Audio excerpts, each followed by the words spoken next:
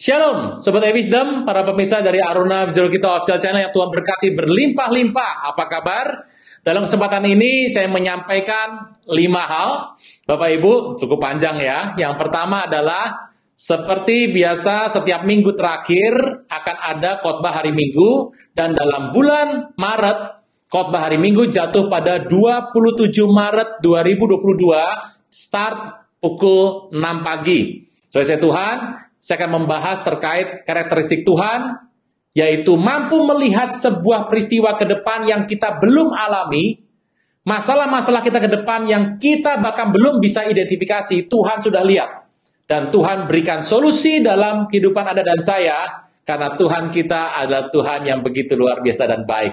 Ikuti Bapak Ibu, sehingga tidak khawatir lagi menghadapi dunia hari-hari ini, dan biarlah iman kita tetap kepada Tuhan. 27 Maret 2022 jam 6 pagi kita akan bertemu dalam khotbah hari Minggu. Yang kedua Bapak Ibu, saya mendorong bahwa setiap kali Bapak Ibu membuka YouTube, ada layarnya, biasakan untuk mencari panah ke bawah yang ada di tengah-tengah.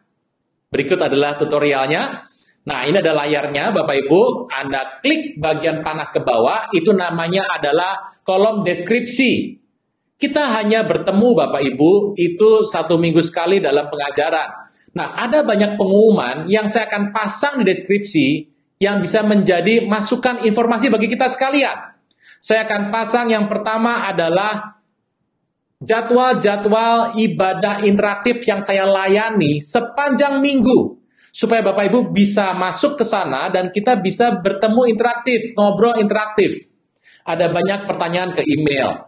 Ada banyak diskusi-diskusi di email yang kalau saya baca kadang saya juga tidak terlalu paham. Saya percaya kalau kita bisa bertemu Bapak Ibu dengan Zoom, maka ada peluang di mana saya bisa memberikan bantuan kepada Bapak Ibu Saudara sekalian, perspektif, pandangan yang mungkin bisa bermanfaat.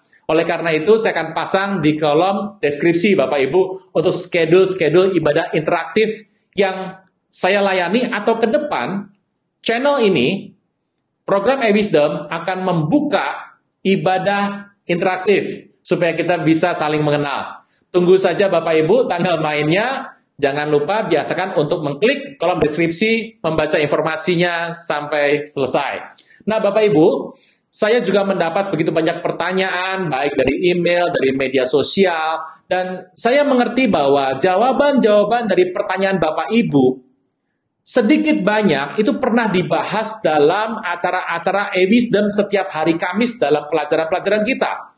Mungkin Bapak Ibu belum menontonnya. Saya mendorong Bapak Ibu kelak ke depan dalam setiap tayangan dari program E-Wisdom dari AWC selalu menayangkan daftar judul khotbah dan tayangan dari pertama 2020 bulan Oktober sampai yang terbaru. Akan ada semua judul lengkapnya, dan setiap 3 bulan akan diupdate judul terbarunya Bapak Ibu, sehingga Bapak bisa melihat mana judul yang saya belum nonton. Bapak Ibu, hampir mungkin 75% yang saya baca, masukan-masukan, pertanyaan-pertanyaan itu sudah terjawab sebetulnya Bapak Ibu dalam tayangan-tayangan tersebut. Saya berdoa Bapak Ibu bisa mengikuti dengan lebih jelas lagi. Jika belum, ada sesi interaktif yang ada di kolom deskripsi akan saya umumkan. Yang kelima, saya mengucapkan terima kasih sekali Bapak Ibu untuk dukungan kepada kami semuanya. Saya dan tim dan kami berkomitmen untuk berdoa bagi Bapak Ibu setiap hari. Atas semua dukungan, atas doa, atas kemurahan hati yang kami bisa terima sampai hari ini, kami percaya. Kalau saya tidak mengenal secara pribadi satu persatu, mungkin juga belum pernah ketemu, tapi saya tahu mata Tuhan dari tempat kudusnya melihat kebaikan Bapak Ibu Saudara sekalian. Semua adalah dari Tuhan Yesus, oleh Tuhan Yesus, untuk kemuliaan Tuhan Yesus. Kita bersama-sama untuk bergerak, tetap semangat, tetap kuat, karena kita akan menjadi pemenang dan lebih dari pemenang. Tuhan Yesus berkati Bapak Ibu Saudara berlimpah-limpah. Shalom.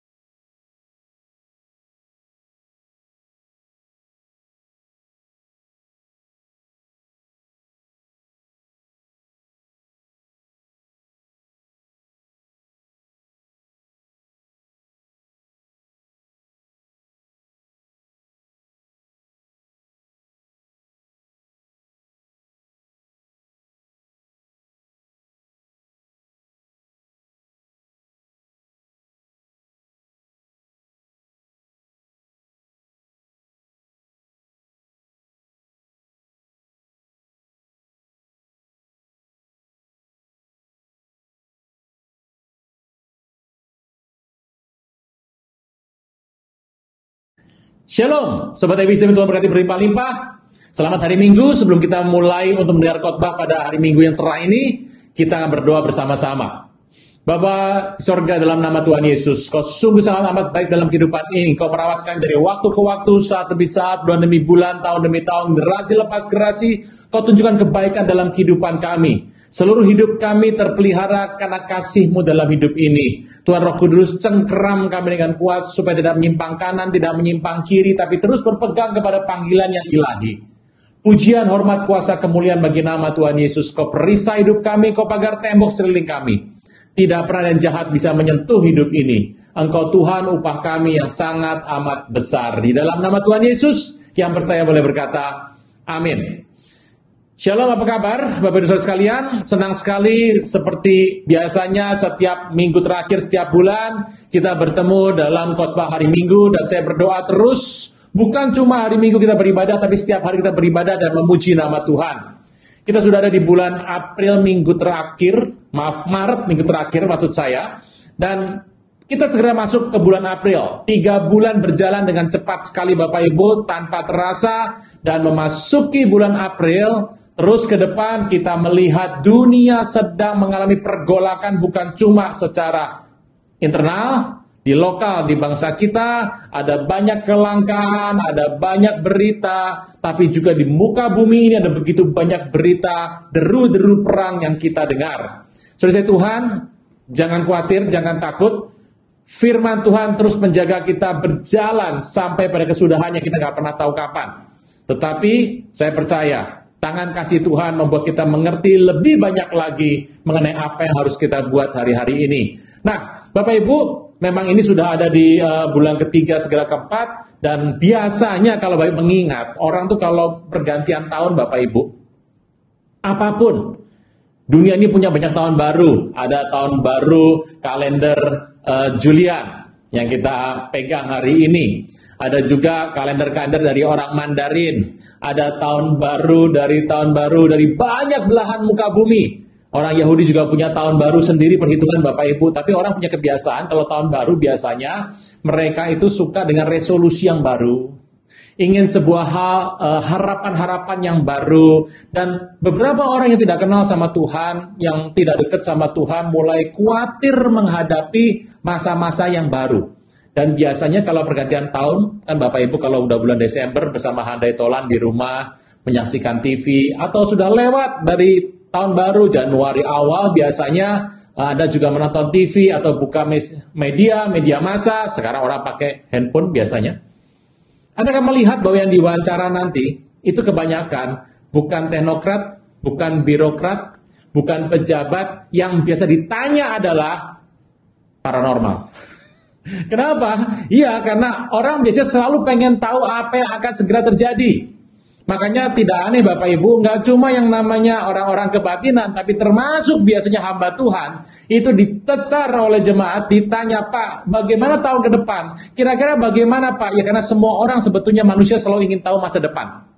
Manusia selalu ingin tahu masa depan, tapi hanya firman Tuhan yang bisa menjamin jawabannya, apakah engkau dan saya bisa ada di sana. Nah, yang menarik Bapak Ibu, waktu orang memasuki masa depan, melihat ke masa depan, orang mulai ada ketakutan, ada sebuah keraguan untuk melangkah. Dan berapa kita mengerti Bapak Ibu bahwa Tuhan selalu menyiapkan bagi kita sebuah kebaikan demi kebaikan yang membuat kita bisa paham. Nah, kesempatan ini kita akan membaca satu ayat saja Bapak Ibu yang kita kupas. Kita membaca dari ayat yang Anda sudah sering dengar Bapak Ibu. Kalau Bapak Ibu jadi Kristen mungkin 5-10 tahun Anda sudah dengar ini ratusan kali. Kita buka sama-sama, kita buka kitab Roma ke-8. Nah, ada di rumah, ya kita buka Roma 8. Ayat ke-28, Roma 8:28, saya percaya Bapak Ibu sudah pernah mendengar ini, saya bacakan.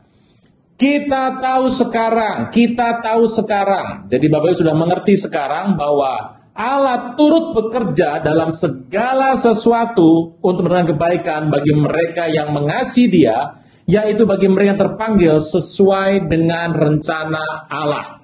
Kita tahu sekarang bahwa Tuhan bekerja dalam segala sesuatu, turut bekerja dalam segala sesuatu untuk memberikan kebaikan.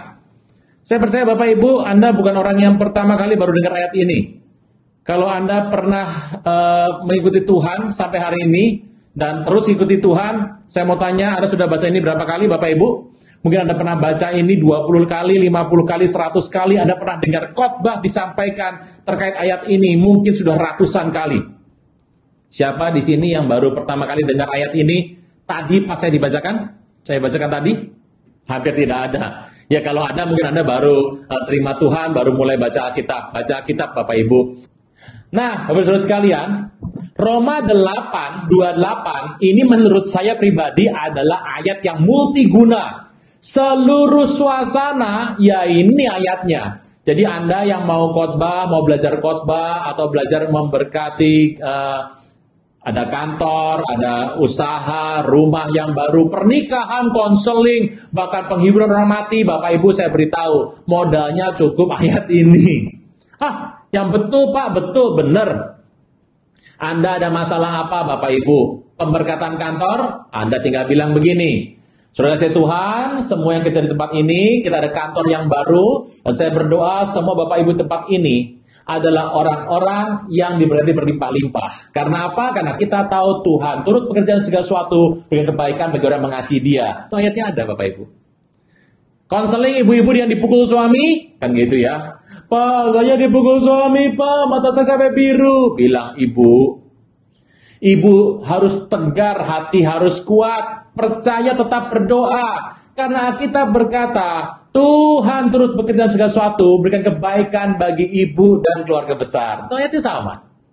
Ngusir setan, Bapak Ibu, ini ayatnya. Kalau ada rumah yang haunted, Anda diminta untuk usir di sana, ini ayatnya. Bapak Ibu Saudara sekalian, yang tinggal di rumah ini, jangan takut, Tuhan perkasa, roh dalam kita lebih besar daripada roh dalam dunia, dan tidak pernah ada yang jahat atas rumah ini, karena kita tahu sekarang, Tuhan turut bekerja segala sesuatu, berikan kebaikan bagi orang yang mengasihi Dia. Itu ayatnya Bapak Ibu. Mau apa? Baik pernikahan. Pernikahan juga ini, nggak apa-apa, sama saja.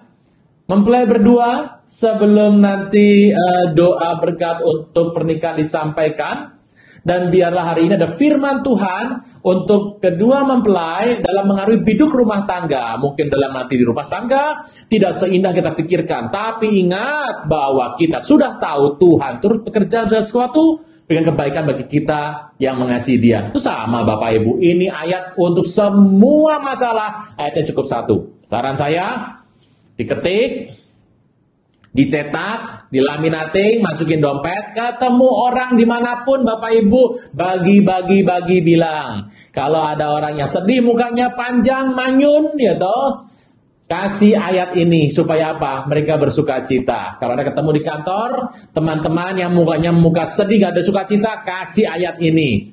Tapi saya Kristen Pak, buat apa ayat ini? Kasih dua sekalian, karena kasihan sekali kalau sampai Kristen tidak tahu ayat ini. Ini ayat-ayat multiguna. Saudara saya Tuhan, oleh karena itu, kita mau bahas dari ayat ini. Nah ini yang menarik, kita berkata bahwa kita tahu sekarang bahwa Allah turut bekerja. Yuk kita akan buka sedikit Bapak Ibu cerita dari ayat ini, apa sih yang sebetulnya menjadi intisarinya. Kita berkata bahwa Allah turut bekerja. Kalau Allah turut bekerja, berarti ada pihak pertama yang sudah kerja duluan, Bapak Ibu, namanya juga turut bekerja. Kita berkata turut bekerja. Turut bekerja itu berarti Tuhan bekerja, kita bekerja. Bapak Ibu Saudara sekalian, banyak orang mengira bahwa Tuhan kerja sendiri, kita kerja sendiri digabung. Itu bukan turut bekerja Bapak Ibu. Anda pernah lihat orang bikin kopi Bapak Ibu? Mana pernah ada orang bikin kopi bahwa kopinya masuk, kemudian gulanya masuk, susunya masuk, terus air panas gluk masuk, terus lompat tali. Anda pernah Bapak Ibu? Tidak pernah ya? Oke. Nah, yang namanya turut bekerja bukan berarti Tuhan bekerja, kita bekerja, digabungkan, tidak begitu. Anda pernah lihat orang bikin martabak telur Bapak Ibu? Mana ada orang bikin martabak telur yang namanya tepung masuk, telur dua masuk, telur bebek ya Bapak Ibu, daging sapi, daging kambingnya masuk, kemudian sayur-sayurannya masuk, kemudian minyaknya masuk, apinya masuk sekalian. Ada Bapak Ibu? Tidak pernah ada. Selalu akan dibuat, dicampur kopi, tambah gula, tambah susu, air panas, kemudian diaduk. Juga ada yang namanya adalah martabak campurannya, telurnya, tepungnya diaduk, kemudian nanti digoreng. Bapak Ibu selalu begitu. Oh gitu Pak ya. Apa turut bekerja berarti begini. Waktu saya lagi bekerja, kemudian juga Tuhan kerja bareng-bareng sama kita gitu Pak. Jadi kalau saya lagi buka, misalnya buka warung bakmi gitu, saya lagi ngaduk bakmi, nanti Tuhan yang tanya sama pelanggan, jeruk 3, soto 3, bakmi 4, pakai pangsit, nggak gitu juga Bapak Ibu. Yang namanya Allah turut bekerja dalam segala sesuatu, itu bicara mengenai satu kata yang menarik sekali. Dalam bahasa dikatakan adalah providensia. Bapak Ibu, Allah turut bekerja dalam segala sesuatu, itu mengambil satu kata, ada satu ciri Tuhan yang jarang sekali dikhotbahkan. Kalau Anda sering dengar khotbah, ini jarang dikhotbahkan. Kalau saya tanya Bapak Ibu, apa ciri Tuhan? Tuhan itu berkuasa, yes. Tuhan penuh kasih, yes. Tuhan itu maha besar, yes. Tuhan itu penuh kemurahan hati, yes. Tapi Bapak Ibu kalau ditanya, ada satu ciri Tuhan yang jarang disampaikan, bahwa Tuhan kita Tuhan yang providensia. Nah ini menarik Bapak Ibu. Kata providensia adalah satu kata yang sebetulnya diambil dari dua kata yang membangun kata tersebut. Kata pro, pra, pre itu bicara sebelum. Pro, pra, pre, kata-kata prasejarah, prakata, itu bicara mengenai sebelum, gitu ya. Ada kata yang namanya kata fidensia, yang itu adalah sebuah kata yang kelak menjadi akar kata video atau melihat. Kata providensia itu berarti adalah Tuhan itu melihat sebelum kejadian. Dan yang menarik kata providensia adalah kata yang kelak akan menjadi kata baru bernama provide. To provide yang artinya menyediakan. Dari kata providensia, sebuah ciri Tuhan. Tuhan itu punya ciri karakteristik adalah providensia. Tuhan sanggup melihat sebelum kejadian. Dan bukan berarti sampai sana, Tuhan sudah mengirim sebuah jawaban, provide sebuah solusi, jauh bahkan sebelum engkau bisa berdoa dan meminta. Saya ulang Bapak Ibu, Tuhan kita punya sebuah karakteristik yang luar biasa sekali, yang Alkitab katakan, Allah turut bekerja dalam segala sesuatu mendatangkan kebaikan. Tuhan itu providensia, Tuhan mampu melihat sebelum peristiwa terjadi, dan Tuhan sanggup untuk memberikan jawaban solusi atas masalah dalam hidupmu jauh sebelum engkau sadar dengan masalahmu, bahkan jauh sebelum engkau berdoa meminta jawabannya. Satu hari Tuhan ketemu dengan Nathanael. Dan Nathanael berkata, apakah ada yang baik dari Galilea? Mana mungkin dari Galilea akan datang seorang Mesias. Mesias harus dari kota Daud. Dan itu ada di Judea. Nggak mungkin dari Samaria, karena dia tidak tahu bahwa Tuhan Yesus itu lahirnya di Bethlehem, tapi besarnya di Nazaret, Galilea. Dan dia ragu-ragu sekali untuk bertemu sama Tuhan, dan Tuhan berkata, Nathanael, sebelum kau bertemu dengan aku, engkau ada di bawah pohon. Nathanael kaget sekali bagaimana ada orang bisa membaca peristiwa yang belum dia cerita sama orang lain. Ini baru ketemu, dia bisa seperti membaca background hidupnya. Dia tersungkur dan mengaku Yesus sebagai junjungannya. Terus Tuhan, saya percaya, sebelum engkau menonton khotbah ini, engkau pasti sudah menekan beberapa kali tombol klik. Itu nggak perlu tebak, Bapak Ibu, semua orang juga tahu ya, kalau kita mau buka YouTube ada klik-klik-kliknya berkali-kali. Nah, sebagai Tuhan, bukan berarti saya providensia ya Bapak Ibu ya. Bisa nangkap sesuatu? Jadi ini yang menarik. Sebelum engkau ngalami sebuah peristiwa, Tuhan sudah kasih solusi. Sebagai Tuhan, berikan saya sebentar untuk menjelaskan ini. Ini adalah masalah hidup Anda. Ambillah ini, stand ini. Mic ini adalah masalah hidup Anda. Dan Anda sekarang sedang jalan dari sebelah sini, Bapak Ibu. Anda sedang melayani Tuhan, Anda menyembah Tuhan, apapun profesi Anda. Banker, pengusaha, pendeta, pendeti, peniti. Anda seorang akuntan, apapun profesi Anda sedang menyembah Tuhan dan memuji nama Tuhan. Saudara Tuhan. Untuk Anda memuji nama Tuhan, Anda berjalan tanpa Anda pernah tahu, tiba-tiba Anda sampai di masalah ini. Dan biasanya kalau orang sampai di sini, orang mulai berteriak, Tuhan tolong. Kan gitu ya Bapak Ibu ya. Anda tidak pernah tahu masa depan, Anda tidak pernah tahu apa yang terjadi, Anda sedang punya hati bersungguh-sungguh mencari Tuhan, Anda berdoa menyembah Tuhan. Atau Anda menyembah Tuhan, Anda berjalan pelan-pelan, tiba-tiba Anda kena dengan masalah. Masalah ini macam-macam, ini bisa berarti adalah mungkin pasangan Anda kabur, gitu ya, atau anak Anda kena narkoba, atau dokter berkata, mohon maaf Bu, hasil cek lab laboratorium menyatakan stadium 4. Wah, kayak sambar petir Bapak Ibu. Nah, biasanya kalau sudah sampai di sini ada masalah, banyak orang berteriak, Tuhan tolong. Nah, ini Bapak Ibu, ini menarik sekali. Dari mana seorang hamba Tuhan tahu ini yang konseling ini betul-betul dalam kondisi payah atau belum Bapak Ibu? Biasanya kalau orang datang kepada saya di masa yang lalu dan berkata, Pak, saya ini punya masalah berat Pak. Saya pasti bertanya, apa yang Ibu doakan tiap malam? Air mata saya sudah habis bercucuran Pak. Dan saya selalu berkata, Tuhan tolong. Nah, kalau saya dengar yang begitu Bapak Ibu, hatinya sebetulnya saya bilang begini, masih kuat ini, masih kuat Bapak Ibu.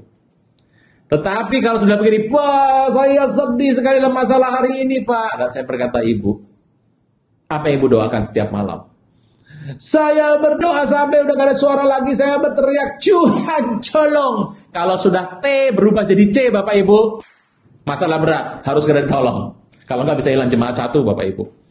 Nah, waktu kita teriak, Tuhan, tolong. Kita nggak pernah tahu, Bapak Ibu. Sambil kita berjalan di sini, pertanyaannya, Tuhan tahu masalah ini nggak? Tuhan tahu masalah ini nggak? Yes, Tuhan tahu. Waktu Anda teriak ketemu masalah, Tuhan sudah tahu belum bahwa Anda akan ketemu masalah ini? Jawabannya Tuhan tahu. Tapi pertanyaannya, tapi Pak ini bagaimana? Ada satu hal yang menarik. Tuhan sudah tahu Anda akan ketemu dengan masalah ini. Di sini kalau Anda melihat, Tuhan sudah jauh sebelum ini ada. Bahkan sebelum ini dibentuk, Tuhan sudah tahu masalah ini. Engkau dan saya nggak pernah tahu masalah itu. Kita sedang berjalan terus menyembah Tuhan, memuji, bekerja, kita beraktivitas apapun, kita terus seperti ini. Kita nggak pernah tahu masalah ini. Tetapi Tuhan sudah lihat masalah ini. Dan yang luar biasa, waktu Anda berdoa seperti ini, Tuhan sudah siapkan sebuah jawaban, sehingga pada saat Anda sampai di sini, sudah ada solusi dalam kehidupan Anda untuk masalah ini. Pertanyaannya adalah, bagaimana cara kerjanya? Alkitab berkata, Tuhan kita turut bekerja. Waktu engkau sedang menyembah, memuji, membesarkan Tuhan, Tuhan turut bekerja untuk datangkan kebaikan. Waktu Anda sedang berjalan dan tiba-tiba masalah muncul di sini, sebetulnya jawaban masalah itu sudah ada di sini Bapak Ibu. Masalahnya mata rohani kita nggak bisa lihat, tapi iman kita bisa melihat. Masih mau khawatir Bapak Ibu? Alkitab berkata jangan kamu khawatir. Saya tahu hari-hari ini ada begitu banyak kekhawatiran, bahkan mungkin kekhawatiran tersembunyi dalam kehidupan. Tentang bagaimana masa depan saya, bagaimana pasangan saya, kesehatan saya, nanti bagaimana kalau penyakit ini wabah nggak kelar, soal keuangan bagaimana situasinya sekarang agak sulit Pak. Alkitab berkata jangan kamu khawatir. Setiap kali Anda ada masalah di sini, Tuhan sudah kasih solusi atas masalah itu, tepat di sini. Tuhan nggak pernah terlambat, dia nggak pernah terlalu cepat, tepat di sini. Mata kita, jasmani, tidak melihat, tapi iman kita bisa melihat. Dan Bapak Ibu, jawaban itu sedang berjalan. Bersama dengan kita, waktu kita sedang menyembah Tuhan, dia sedang berjalan bersama dengan kita. Kita nggak pernah tahu, kita nggak pernah lihat, dia berjalan bersama dengan kita. Dan pada saat sampai di sini, imanmu bisa mengambil jawaban itu. Saya Tuhan, masih mau khawatir, bilang kiri kanan, jangan khawatir. Jangan khawatir. Pak, ya saya tahu saya nggak khawatir. Saya mengaminkan apa yang Bapak bilang. Ayatnya juga ada dan kita harus percaya firman Tuhan. Saya ngerti Pak.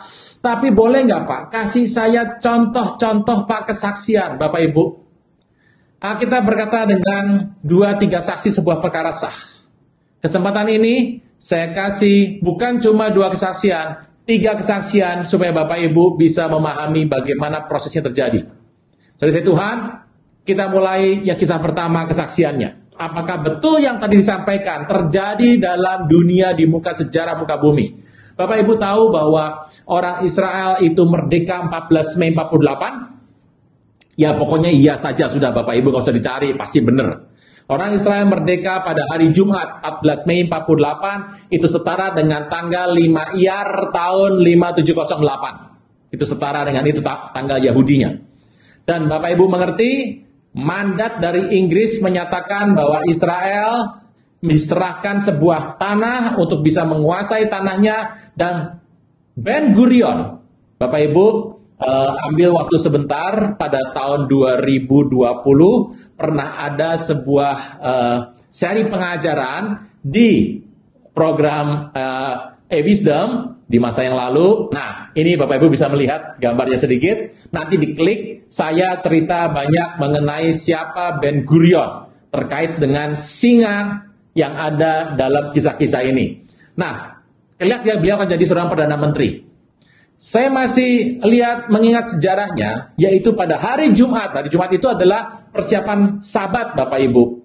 Jadi pada tanggal 15 Mei 48, Inggris akan berhenti untuk ada di Israel dan menyerahkan tanah tersebut kepada orang Israel, orang Yahudi, dan Inggris akan berangkat pergi.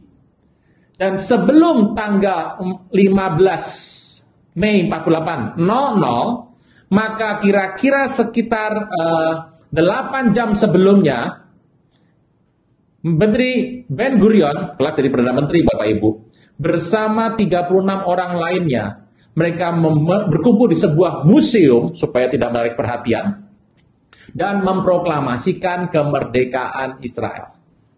Itu dimulainya jam 4 sore Bapak Ibu, karena ingat jam 5 mereka harus sudah persiapan untuk Sabat, dan jam 6 sore tidak boleh lagi ada kegiatan sama sekali karena sudah memasuki masa hari Sabat mingguan. Dan proklamasi dikatakan hari itu kami merdeka. Jadi mengambil kesempatan 8 jam, persiapannya dari jam 12 Bapak Ibu dari hari sebelumnya, tepat 8 jam sebelum diserahkan sama Inggris, mereka proklamasi kemerdekaan. Baru merdeka. Kita berkata dalam firman Tuhan, satu bangsa diperanakan dalam seketika, satu bangsa dilahirkan dalam sekejap. Tidak ada PPKI, panitia persiapan kemerdekaan Israel, tidak ada.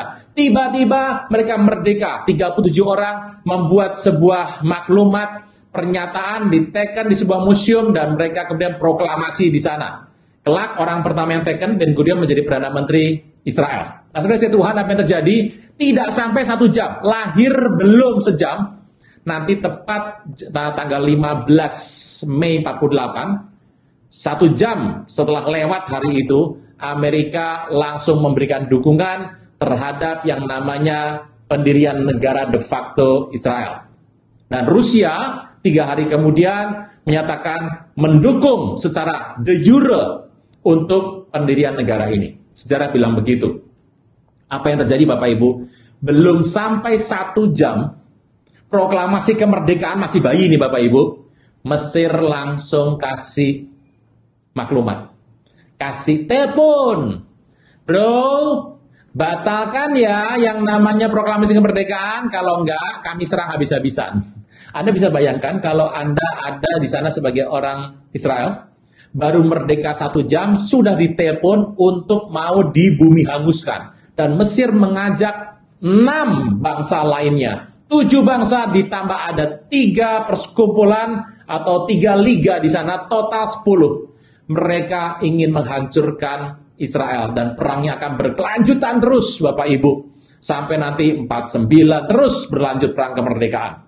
Saudara Tuhan, apa rasanya kalau Anda hari itu ada jadi orang Israel? Belum 1 jam, sudah diminta untuk dibumi hanguskan. Anda mungkin akan berteriak Bapak Ibu, Tuhan ini bagaimana? Kalau saya tanya sama Bapak Ibu, perang itu berkelanjutan. Pertanyaannya, yang menang siapa? 1 lawan 7 negara. Anda tahu sejarah mengatakan yang menang siapa? Yang menang adalah bangsa Israel. Kok bisa menang? Perang Pak. Orang pasti teriak. Kalau ada jadi orang Israel akan pasti bilang, Tuhan kirim dong Amerika Tuhan, supaya kirim persenjataan. Barakuda, rudal, tank, pesawat, helikopter, pesawat tempur, kapal induk, kirim dong Tuhan. Kita selalu berdoa Bapak Ibu untuk satu hal yang mungkin kita nggak pahami. Begitu kita kena masalah, kita menganalisa ini sebagai sebuah problem yang berat, kita akan berdoa dengan daftarnya panjang Bapak Ibu, dan seterusnya DST, DST, DST. Nah, kalau orang Inggris bilang ETC, ETC, etc., etc., etc., panjang lebar doanya. Sudah kayak Doraemon Bapak Ibu. Aku ingin begini, aku ingin begitu, ingin ini, ingin itu, banyak sekali. Udah banyak yang nggak mendengarkan mengenai film ini. Anak kecil juga jarang ya Bapak Ibu. Anda mungkin pernah dengar lagunya. Kita doa panjang. Apa doanya? Barangkali Bapak Ibu, perang berkelanjutan. Mereka dikunci di wilayah-wilayah yang terbuka hanya di bagian barat, itu laut Bapak Ibu. Selatan, timur, utara, semua musuh Israel pasang barikade di sana. Anda bisa bayangkan dalam perang itu barikade semua. Itu pangan. Sembako nggak bisa masuk Bapak Ibu. Bantuan negara-negara nggak bisa masuk. Dan kalau ini berkelanjutan, kelaparan terjadi. Dan kalau sudah perang dalam kondisi lapar, situasi yang paling mungkin adalah kalah. Mungkin Anda bisa berdoa kalau jadi orang Israel kepada Inggris. Tuhan, kirim dong Inggris supaya kirim hamburger, hotdog, donat untuk makan. Dikirim? Tidak. Amerika kirim? Tidak. Pertanyaannya, kok bisa menang? Bapak Ibu, ada satu cerita behind the scene yang mungkin kita luput atau Anda mungkin nggak pernah dengar. Ada sebuah kisah menarik. Kejadian 1448, Israel merdeka. Saya mau tanya, Tuhan tahu nggak akan ada merdeka begitu? Tahu. Ada 7 bangsa akan melawan Israel bersama-sama menyerang secara berkelompok. Ada peristiwa terjadi, Tuhan tahu nggak? Tuhan tahu. Tuhan tahu orang Israel akan dikepung dan bisa kelaparan? Tuhan tahu. Lalu makannya apa? Sebuah berita yang menarik sekali, yang kita mungkin jarang dengar adalah, kira-kira 6 bulan Bapak Ibu, 4-6 bulan sebelum tanggal 14 Mei 48. Di dataran tinggi, di Israel, dataran rendah, di daerah pinggir-pinggir dari danau, di tanah-tanah pertanian, tiba-tiba ditemukan sebuah tanaman yang tumbuh. Tanaman tumbuh terus, dan tepat pada saat dekat-dekat pada peperangan Mei, Juni, Juli setelah itu, di mana Israel bertempur dan pasokan pangan terganggu, yang menarik adalah waktu mereka kelaparan, mereka akhirnya memakan makanan tersebut. Makanan tersebut dimakan, dan oleh karena makanan itu ternyata penuh dengan nutrisi, mereka bisa tetap untuk angkat senjata dan perang dengan semangat. Endingnya mereka menang. Salah satu kemenangan itu diberikan bukan dengan bantuan persenjataan dari Amerika, bukan dengan bantuan pangan dari Inggris, bukan dengan bantuan pangan dari mana-mana, karena negara Arab mengepung Israel, tidak bisa masuk pangan itu. Tanaman itu tumbuh di Israel. Tanaman inilah yang unik sekali, bisa tumbuh dan tidak pernah tumbuh sebelumnya, dan hari itu bisa memberi makan orang-orang di Israel dalam masa genting dalam peperangan. Nama tanaman itu adalah kuzbatz. Nutrisinya tinggi sekali. Atau Anda bisa menyebut dalam bahasa Inggris spinach. Bahasa Indonesianya bayem Bapak Ibu, bayem.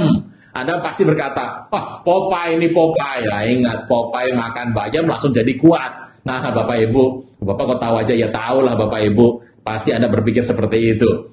Bapak Ibu, coba renungkan baik-baik. Apabila yang namanya tanaman itu baru muncul pada bulan Maret atau bulan April 48. Terus Perdana Menteri Ben Gurion proklamasi kemerdekaan pada 14 Mei. Kami merdeka, semuanya proklamasi, dibentuk pemerintahan, perang setelah itu. Dan tanaman itu baru tumbuhnya pada bulan Maret atau April 48. Maka pada saat orang Israel kelaparan, gak ada bahan makanan. Makanan itu masih kecil-kecil. Tumbuhnya masih jarang, orang bisa berkelahi Bapak Ibu untuk dapatkan makanan. Tetapi kalau tanaman itu tumbuhnya 3 tahun sebelumnya atau 2 tahun sebelumnya, tumbuh dengan begitu subur, Perdana Menteri mungkin mengatakan, belum Perdana Menteri hari itu ya, David Ben Gurion melihat mungkin Ini mau proklamasi kemerdekaan, kok tanamannya gondrong begini, basmi semuanya. Itu kalau dibasmi Bapak Ibu, pada saat perang semuanya kelaparan. Pertanyaan saya, siapa yang kirim tanaman kutzbats, spinach, bayam Bapak Ibu gitu aja, yang tepat pada 4-6 bulan sebelum kemerdekaan dan terus bertumbuh dalam masa kelaparan? Jawabannya, siapa yang menumbuhkan? Tuhan yang providensia. Masih mau khawatir Bapak Ibu dengan ini? Tidak pernah terlalu cepat, nggak pernah terlambat, dan tepat. Jadi Tuhan beritahu bahwa yang dibutuhkan orang Israel sebetulnya bukan persenjataan manusia dari Amerika, bukan bahan makanan dari Inggris, karena semua ditutup oleh blokade oleh bangsa Arab, tetapi Tuhan tahu yang dibutuhkan adalah nutrisi yang baik untuk berperang. Tuhan selalu tahu yang terbaik dalam kehidupan kita. Kadang-kadang kalau kita berdoa meminta selalu berlebihan. Dalam bahasa anak muda adalah lebay, berlebihan. Tapi Tuhan tahu yang tepat dan dikirimnya tidak pernah terlalu cepat, tidak pernah terlambat. Selesai Tuhan, happy ending. Masih mau khawatir? Masih mau khawatir Bapak Ibu? Jangan khawatir. Jangan kamu khawatir, Alkitab berkata, burung di udara Tuhan pelihara. Jangan kamu khawatir Bapak Ibu dalam hidup ini. Apa yang kau makan, minum, pakai. Karena Bapa di sorga memelihara hidup kita. Amin. Pak, ya saya ngerti Pak, bahwa ya itu kan bangsa pilihan. Saya ngerti. Ya pasti ditolong Tuhan, kan namanya juga bangsa pilihan lah. Saya ini kan sama orang Israel berbeda Pak. Dari hidungnya juga beda. Ya mancungnya sama, arahnya beda Bapak Ibu. Pak, ya saya ini kan bukan bangsa pilihan. Apa Tuhan masih mau tolong saya? Oke.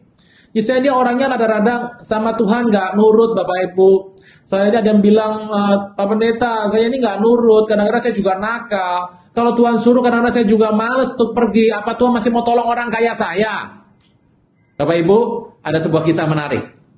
Kisah ini adalah kisah yang sangat disukai oleh anak-anak yang ada di sekolah minggu. Masih ingat Yunus bin Amitai? Siapa nama Yunus di sini? Yunus artinya adalah merpati. Jonah, merpati. Saya berdoa kalau Anda punya anak laki-laki, kasih nama Yunus supaya apa? Perilakunya lembut seperti merpati. Merpati adalah lambang kehadiran dari Roh Kudus sendiri. Nah, saudara saya Tuhan, berikutnya kalau kita lihat, Pak, apa Tuhan masih bisa tolong orang kaya saya? Yunus, siapa Yunus? Satu hari kita tahu Yunus diperintahkan Tuhan untuk pergi ke Niniwe. Yunus ada di Israel. Niniwe itu Bapak Ibu adanya di daerah Irak. Jadi kalau Bapak Ibu melihat Tuhan itu suruh yang namanya Yunus itu pergi ke Niniwe, Yunus ada di sini. Disuruh oleh Tuhan untuk pergi ke Niniwe, ke sana nih. Nih ya. Ini pergi ke sana. Pergi ke arah dari Israel pergi ke arah timur laut, pergi. Kalau Bapak Ibu lihat dari sana nih. Nah, gini. Oh, kalau nontonnya berarti saya balik ya. Nih, pergi sana Bapak Ibu, ke timur laut. Yunus tidak mau. Dia pergi ke Tarsis. Anda lihat bentuknya ya. Dia pergi, disuruh ke sana, dia pergi ke sana. Ini nggak bakal ketemu nih Bapak Ibu. Nggak bakal ketemu Bapak Ibu, ini nggak ketemu. Nah, kita berkata, dia mau pergi. Kenapa dia mau pergi? Karena dia tidak ingin orang Niniwe diselamatkan. Yunus orang Israel itu sangat benci kepada orang Asyur. Bapak Ibu, daerah situ adalah daerah Asyur. Kenapa? Orang Asyur zaman itu adalah musuh Israel, yang kalau dia masuk ke Israel, dia akan menghancurkan, membinasakan laki perempuan, membelah perut perempuan hamil, dan anak kecil akan dihabisi secara kejam sekali. Orang Israel sangat kepahitan kepada bangsa Asyur. Saudara Tuhan, kalau kita tahu cerita ini, Yunus tahu, kalau sampai dia diperintahkan pergi ke Niniwe, dan orang-orang Niniwe bangsa Asyur itu bertobat, berkat turun. Yunus punya konsep. Lebih baik aku lari dari Tuhan, lebih baik aku mati daripada musuhku terima berkat. Wah, Bapak Ibu bisa bayangkan yang namanya Yunus itu seorang nabi, dia tidak mau pergi ke Niniwe. Kenapa? Dia begitu pahit sama orang Niniwe. Dia nggak mau musuhnya terima berkat. Sampai zaman sekarang Bapak Ibu banyak orang seperti ini. Sampai mati aku nggak akan ngampuni, saya beritahu. Ini adalah cucu buyutnya dari Yunus ini yang seperti ini. Yunus tidak mau. Alih-alih dia pergi untuk ngikut perintah Tuhan ke Niniwe, dia pergi ke Tarsis. Alkitab berkata dia naik ke kapal, dia cari pembayaran, ya pakai dompet e-wallet ya, dompet digital, dia bayar gampang. Begitu naik ke kapal, dia masuk ke kapal dan Alkitab berkata, oleh penentuan Tuhan ada sebuah badai besar yang mengharu birukan yang namanya kapal. Dan Yunus masuk ke sana tidur. Bapak Ibu, siapa yang suka nonton ibadah sambil tidur? Nonton sebentar tidur. Kalau dengar puji-pujian tidur. Di gereja ikut tidur. Saya beritahu Bapak Ibu, kenapa orang itu gampang sekali tidur waktu saat dengar firman Tuhan? Yunus seperti itu, karena lari dari kehendak Tuhan. Orang yang lari dari kehendak Tuhan, tidurnya cepat di rumah Tuhan. Yunus tidur. Saya berdoa sambil Anda menonton tayangan YouTube ini, Anda nggak tidur Bapak Ibu. Jangan sampai ditonton oleh gadget ya Bapak Ibu. Jangan sampai TV nonton Anda Bapak Ibu. Tidur dia.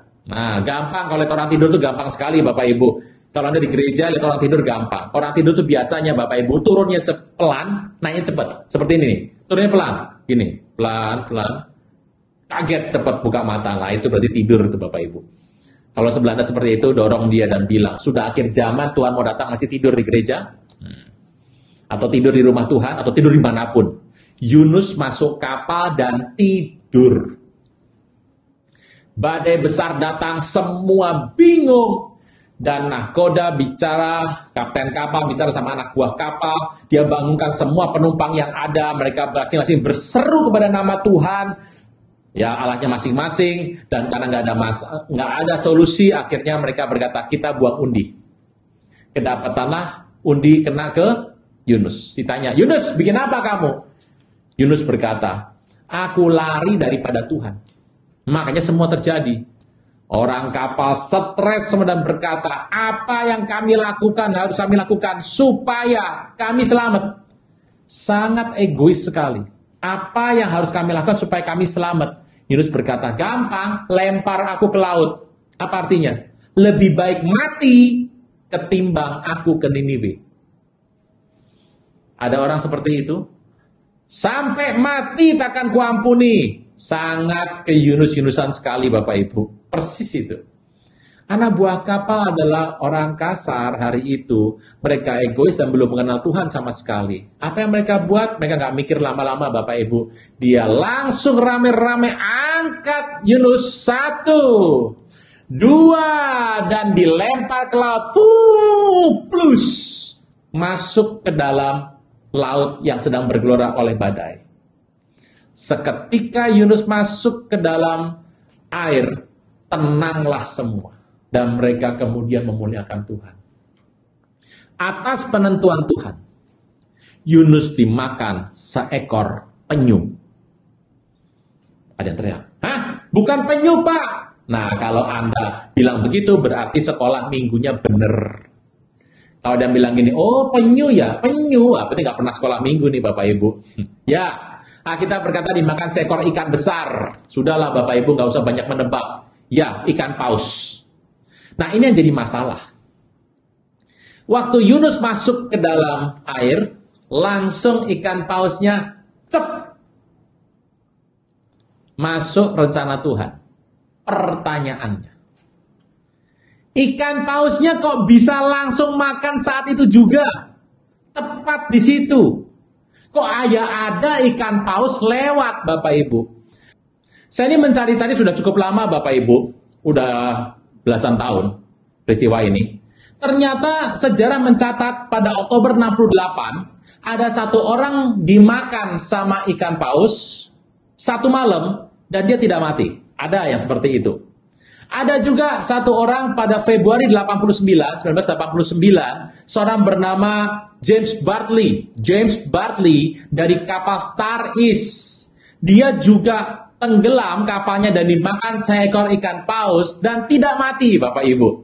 Tapi kalau Yunus ya mati, Bapak Ibu. Kalau tanya, Yunus mati nggak sih Bapak Ibu? Anda bisa baca kitab Yunus. Yunus berkata bahwa dari dalam dunia orang mati aku berseru. Mati Bapak Ibu. Karena kalau Yunus tidak mati, Tuhan tidak mati.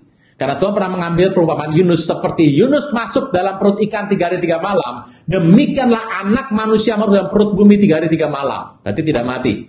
Anda yang pengen mengetahui kisah mengenai soal kematian Tuhan Yesus, berapa lama, bagaimana perayaan Paskah, Bapak Ibu bisa melihat kembali pengajaran-pengajaran yang ada di channel ini. Nanti Anda bisa lihat deskripsinya Bapak Ibu, mana saja yang Anda bisa tonton. Nah, saudara saya Tuhan, yang menarik adalah, jadi waktu Yunus dilempar, kok ikannya bisa masuk? Waktu saya search, ini awal-awal ada email Bapak Ibu, ada yang namanya Google awal-awal sekali.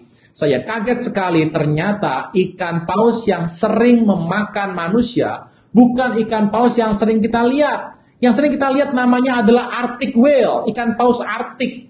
Walaupun tubuhnya besar, Bapak Ibu, tapi kerongkongannya, tenggorokannya kecil, nggak bisa nampung orang dewasa. Hanya anak kecil yang bisa masuk. Jadi mustahil yang namanya ikan paus Arktik bisa makan manusia. Tetapi ada satu jenis ikan paus yang biasa ada di Laut Mediterania, Laut Tengah, tempat di mana Yunus dimakan, tenggelam, itu namanya ikan paus sperma atau sperm whale. Pak, kok namanya gitu sih Pak? Saya nggak tahu, tanya sama ikan pausnya Bapak Ibu. Nah, sperm whale inilah ikan paus yang berkali-kali dalam sejarah, yang tadi saya sebutkan Oktober 68, 1989 bulan Februari, James Bartley, itu dimakan oleh seekor ikan paus. Nah, ikan paus ini berapa kali pernah memakan manusia, karena dia bisa menampung tubuh manusia. Dan yang menarik adalah, pertanyaannya, ikan paus sperma, itu posisi koloninya pada saat itu, diperkirakan ada di bagian barat dari Laut Tengah. Sedangkan Yunus tenggelam di perairan Mediterania di bagian timur. Bapak Ibu, kalau kita hitung perjalanan, kebiasaan, jarak, kecepatan dari paus dewasa untuk dari barat sampai ke timur, itu dibutuhkan waktu sekitar 7 hari, Bapak Ibu. Begitu saya membaca ini dengan detail, di mana mereka punya koloni, kebersamaan mereka jarang pergi ke timur. Yang unik adalah kenapa Yunus terima di timur dimakan tepat pada saat masuk dan dimakan. Kok bisa pas ya? Waktu saya baca ternyata 7 hari sebelumnya, ikan paus itu sudah harus berjalan Bapak Ibu. Saya kaget sekali betapa Tuhan itu baik. Jadi 7 hari kira-kira sebelum Yunus kecemplung di Laut Mediterania bagian timur, itu Tuhan sudah mungkin berkata kepada ikan paus 7 hari sebelumnya, waktu Yunus bahkan masih ngotot sama Tuhan, baru mendapatkan perintah, dia masih nolak sama Tuhan. Tuhan mungkin sudah berkata kepada ikan paus, go! Jadi pausnya jalan selama 7 hari itu. Wah, ikan pausnya masuk ke sana. Begitu sudah 7 hari, Yunusnya dilempar ke laut, langsung ikan pausnya diambil. Dan happy ending. Bapak Ibu, pertanyaannya, siapa yang kirim ikan paus tepat waktu? Jawabannya, Tuhan yang providensia. Karena kalau ikan paus dikirimnya sebulan sebelumnya, Anda bisa bayangkan. Tuhan berkata, ikan paus, go. Ikan pausnya jalan. 7 hari ya, sampai 10 hari jalan.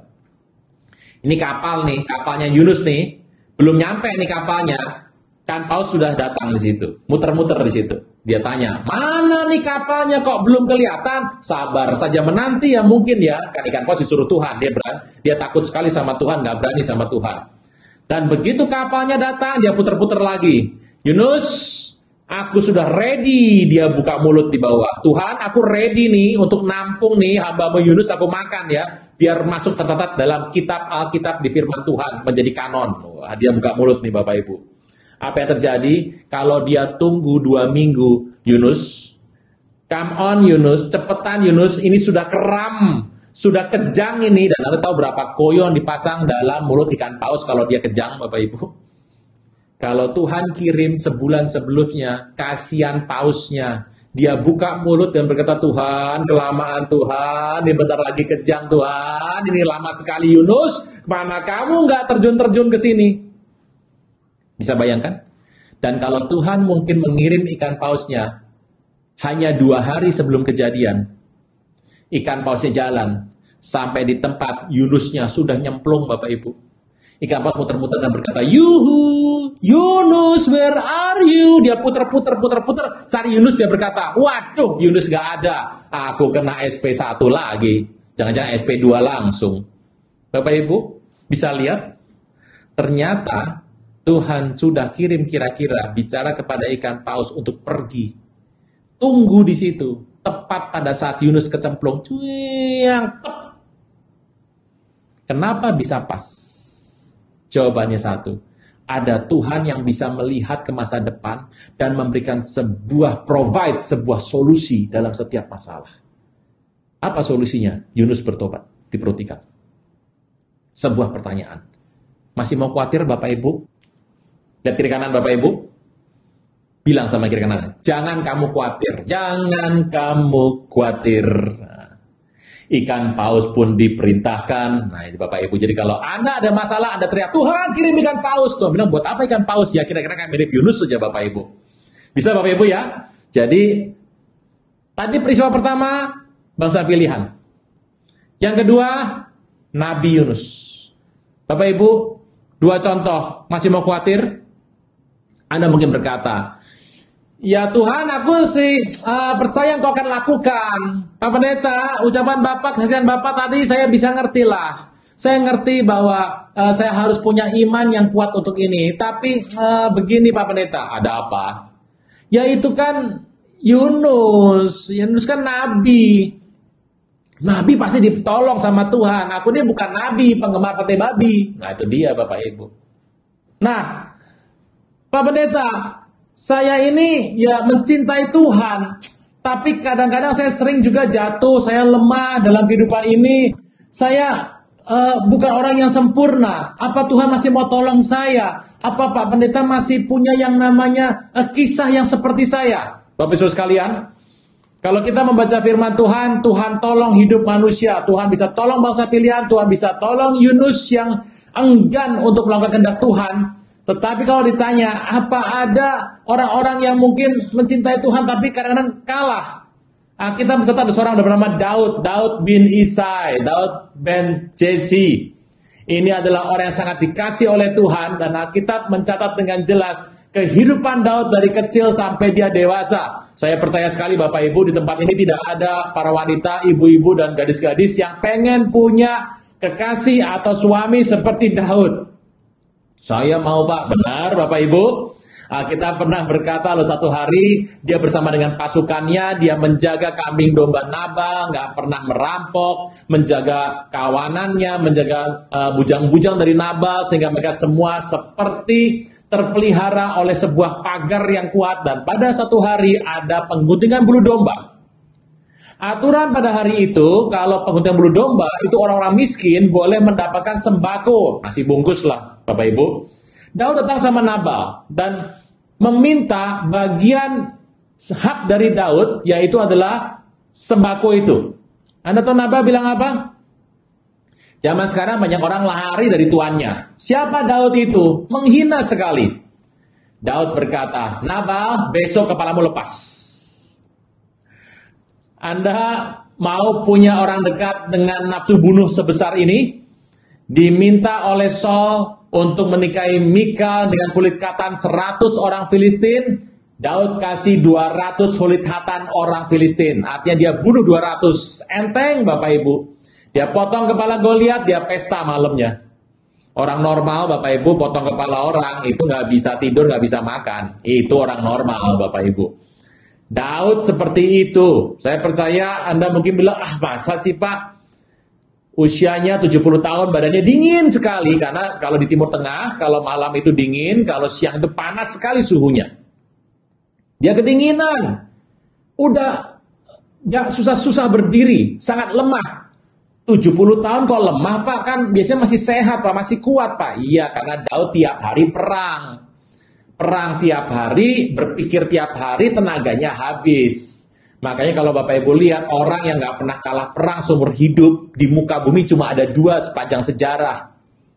Yang pertama adalah The Great Alexander dari Macedonia Yunani, yang kedua ya Daud. Waktu dia kedinginan, istrinya Batsheba, beda usia mungkin sekitar 25-30 tahun, itu menawarkan, apa mau wedang jahe? Tubro, kopi tubro, gitu ya. Bajigur, bandrek, gitu ya. Kalau Anda nggak tahu nama-nama ini, wah Anda harus coba Bapak Ibu. Daud bilang tidak mau, istri menawarkan, apa mau selimut? Bulu ayam, bulu kambing, bulu domba, apa bulu serigala? Daud bilang tidak. Istrinya bilang mau apa? Daud berkata, aku pengen selimut hidup Abishag gadis Sunem. Berdiri sudah susah loh Bapak Ibu, masih minta selimut hidup. Kalau Anda jadi istrinya, saya yakin Anda ambil panci, Anda ketok kepalanya. Tung. Bayangkan Bapak Ibu, tapi Tuhan tolong loh orang kaya Daud Bapak Ibu. Alkitab mencatat, untuk mengejar satu Daud mantu ini, maka mertuanya Saul kerahkan seluruh tentara untuk mengejar dan membunuh Daud. Bapak Ibu, jangan menjadi orang yang cengeng. Mertua Anda belum mau bunuh Anda. Di sinetron mungkin ada. Mertua Anda belum kejar Anda, Bapak Ibu. Saul untuk menangkap satu mantu, dia kerahkan seluruh pasukan untuk menangkap terduga teroris di Indonesia. Densus 88 saja tidak keluarkan seluruh pasukan. Saul kerahkan seluruh pasukan karena mendapatkan sebuah berita dari mata-mata. Daud lari ke sebuah tempat, dikejar di padang gurun Zif. 1 Samuel 23, ini menarik sekali. Zif artinya adalah flowing. Flowing bisa dua arti Bapak Ibu, ada orang bilang nge-flow. Ada dua arti, yang pertama mengalir bersama dengan Tuhan. Yang kedua, hanyut, Bapak Ibu. Nah, apa yang terjadi? Hari itu Saul mengejar semuanya di padang gurun Zif, dikejar oleh Saul. Daud tahu dia berputar di sebuah gunung batu. Karena tempat gunung batu nggak gampang diraih. Dan waktu Saul ada di sebelah sini, Daud di sebelah sana, mereka berputar-putar, dan satu ketika waktu Daud ingin mengelakkan Saul menyergap Daud di tempat itu. Daud terpojok, celaka sekali, tempat itu buntu. Daud terpojok di situ. Dan Saul dengan girang hatinya, nah ini dramatisasi sedikit Bapak Ibu, dia menarik dari pedang dari sarungnya, zing. Ini udah kayak bunyinya Star Wars Bapak Ibu. Dan dia berkata, pucuk dicinta Daud tiba. Mantu, nyawamu tidak lama lagi, hari ini pasti engkau akan mati. Daud terpojok. Kalau Anda jadi Daud, saya mau tanya, apa yang Anda buat? Berteriak kepada Tuhan? Anda minta bala bantuan melalui medsos Anda? Belum ada zaman itu ya. Daud terpojok sekali dan dia kaget karena dia tidak pernah berharap dia akan terjepit di sebuah gunung batu.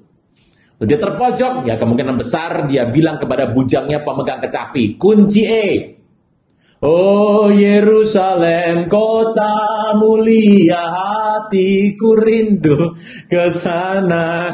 Ya mungkin nyanyi itu. Dan hari itu Saul sudah siap untuk merapal ilmu silatnya, jurus pedang langit menusuk ekor naga. Wah, keren sekali Bapak Ibu ya. Dan dia berkata, mantu, mati kamu hari ini. Dia tarik pedangnya dengan satu pukulan jurus. Dia mengarah kepada Daud. Saya Tuhan, apa yang terjadi? Firman Tuhan berkata dengan jelas, hari itu nyawa Daud di ujung tanduk. Waktu dia mau membunuh Nabal, Abigail, istri dari Nabal, digerakkan Tuhan untuk berbicara sebuah kata profetik. Karena engkau, tuanku Daud, melakukan perang Tuhan, maka nyawamu ada dalam bungkusan tangan Tuhan. Dan nyawa musuhmu akan masuk salang umban, dilempar sama Tuhan, mati. Tapi yang terjadi hari itu sebaliknya. Daud hampir mati. Waktu Saul sedang mengarahkan pedangnya kepada Daud untuk menusuk dengan jelas, Tiba-tiba seperti sinetron, tiba-tiba Bapak Ibu yang terjadi adalah seorang kurir berlari dari negeri mengejar Saul dan berkata, Tuanku Saul. Saul berkata dan membalik badannya dan berkata, Anopo? Ada apa bahasa Indonesianya? Ayah naon? Cek orang Sunda teh. What's the matter? Dalam bahasa Inggrisnya, ada apa? Dan kurir berkata, Tuanku Saul cepat pulang. Orang Filistin membakar dan menyerang negeri. Hari itu Saul tempatnya di Gibea atau di Mikmas. Alkitab tidak menyatakan di mana tempatnya sesungguhnya penyerangan orang Filistin. Kemungkinan besar di Gibea. Cepat pulang tuanku, nanti negeri akan jatuh. Saul berkata, nanti dulu dong, tusuk dulu baru pulang. Tapi kurir berkata, tidak bisa Tuhan pulang sekarang karena negeri akan jatuh, sudah terbakar semuanya. Saul menarik nafas dan berkata, Daud, rezeki nomplok kamu hari ini, tapi besok kamu pasti mati. Dan Saul berkata kepada pasukannya, pulang. Semuanya pulang, Daud aman. Lokasi tempat Daud itu hampir mati dan dia luput dikasih nama Selah Hamath Lehot. The Rock of Escape, the Rock of Salvation, gunung batu keluputan. Bukankah Tuhan Yesus adalah gunung batu kita yang meluputkan kau dari saya, dari segala malapetaka? Teriakan saja, amin. Selesai Tuhan. Ini yang menarik. Saya tuh suka membaca yang namanya buku-buku tentang perang, Bapak Ibu. Perang Dunia Pertama, Perang Dunia Kedua, revolusi di Bolshevik yang ada di Rusia, kemudian perang Amerika dengan Irak, Afghanistan, di Timur Tengah, perang kemerdekaan Israel yang saya sering baca, termasuk buku-buku perang pada zaman dinasti-dinasti dari China. Salah satu buku yang membekas di hati saya, saudara-saudara, saya tuh membaca Kisah Tiga Negara pun itu seru Bapak Ibu, romannya. Ada satu buku yang menarik tentang The Art of War judulnya. Yang mengarang adalah Sun Tzu. Sun Tzu, kalau Anda tahu Sun Tzu itu Sun Tzu, itu tentang perang. Dari buku-buku itu, saya mengambil sebuah simpulan sementara. Kenapa Amerika perang sama Irak itu lama dan menghabiskan biaya besar, korban besar. Sama Afghanistan lama sekali. Perang Amerika sama Vietnam.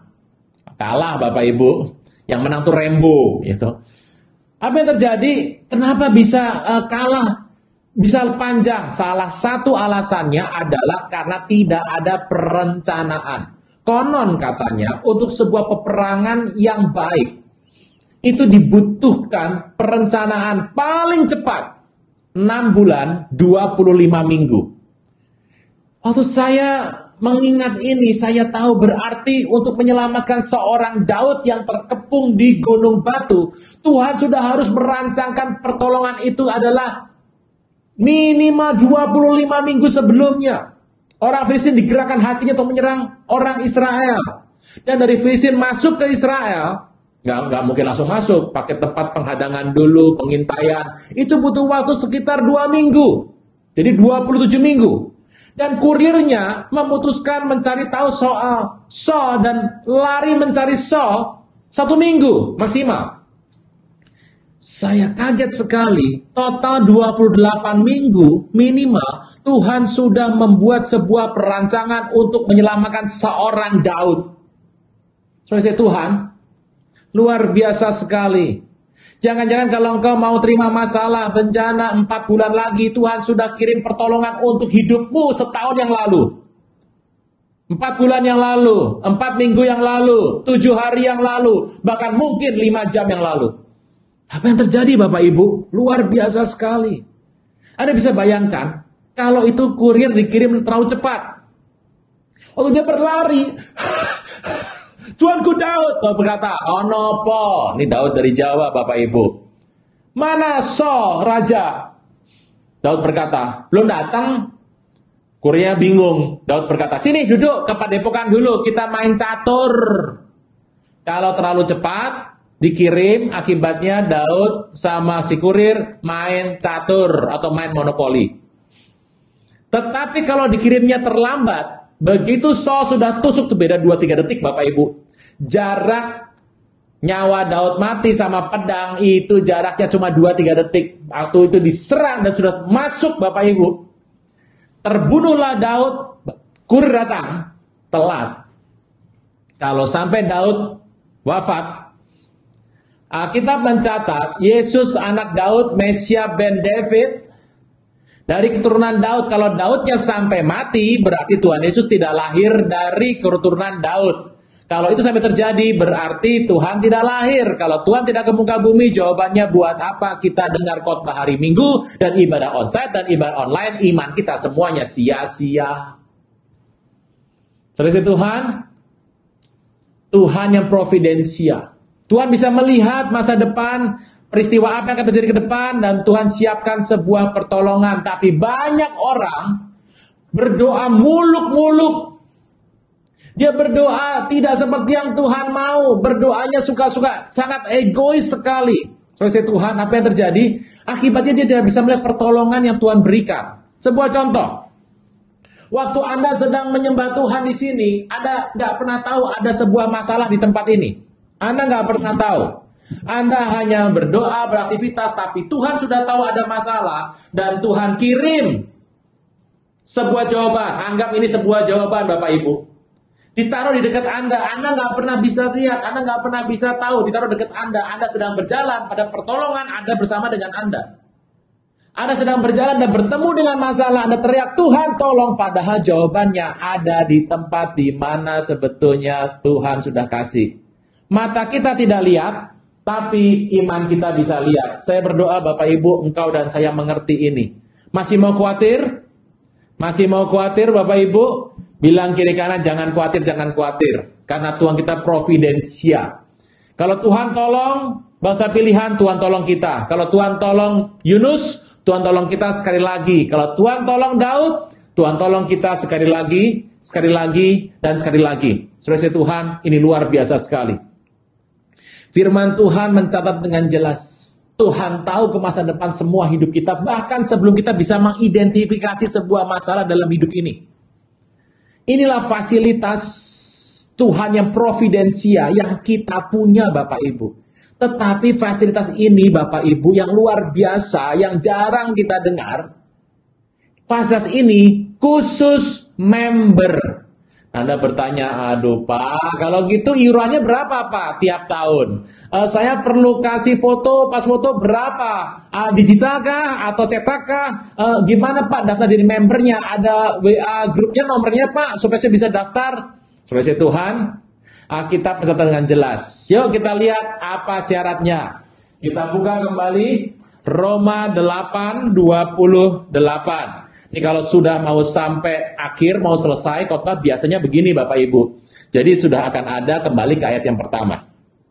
Kita bilang gini, kita tahu sekarang bahwa Allah turut bekerja dalam segala sesuatu untuk mendatangkan kebaikan. Kata bersama saya kebaikan. Kata bersama saya kebaikan. Yes, kebaikan. Kita berkata, kita tahu sekarang bahwa Allah turut bekerja dalam segala sesuatu dengan kebaikan bagi kita, bagi mereka yang mengasihi Dia. Bagi mereka yang mengasihi Dia. Syarat member adalah mengasihi Tuhan. Karena jika engkau dan saya tidak mengasihi Tuhan, Anda meminta sebuah privilege, sebuah fasilitas ini, endingnya engkau akan berdosa. Ya, saya hidup dosa aja, gegabah, hidup sia-sia, hidup dalam gelimang dosa. Toh nanti kalau ada masalah, saya tinggal klaim Tuhan yang providensia. Akibatnya engkau tambah berdosa dan hidupmu menjadi tidak jadi berkat bagi banyak orang, terutama engkau berhadapan dengan Tuhan sendiri. Harus mengasihi Tuhan. Jadi syarat pertama harus mengasihi Tuhan.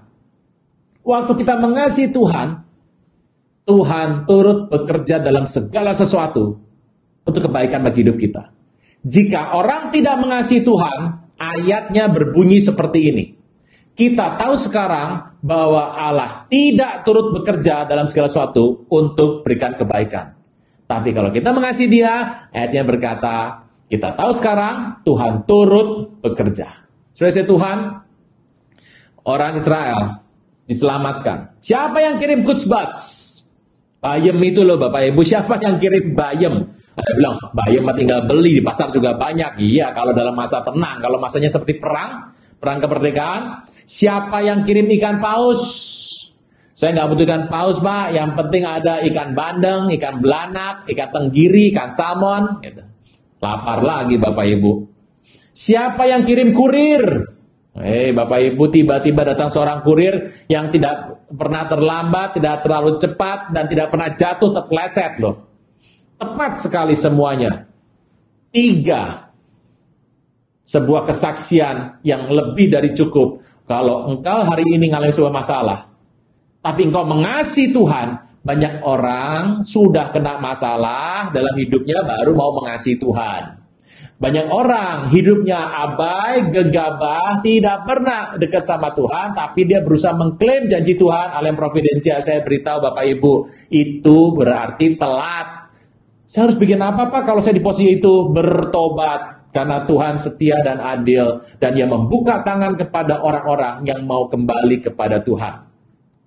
Saat ini, pada kesempatan ini yang Tuhan berkati berlimpah-limpah, Bapak Ibu sekalian, mari tangkap dengar baik. Dalam kehidupan kita, saya berdoa supaya engkau dan saya tetap dekat sama Tuhan, melekat sama Tuhan.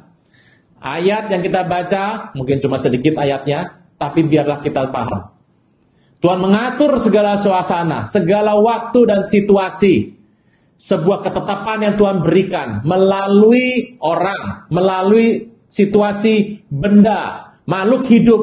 Tuhan memberikan sebuah pertolongan. Kadang-kadang memang pertolongan Tuhan nggak dapat dilihat dengan mata.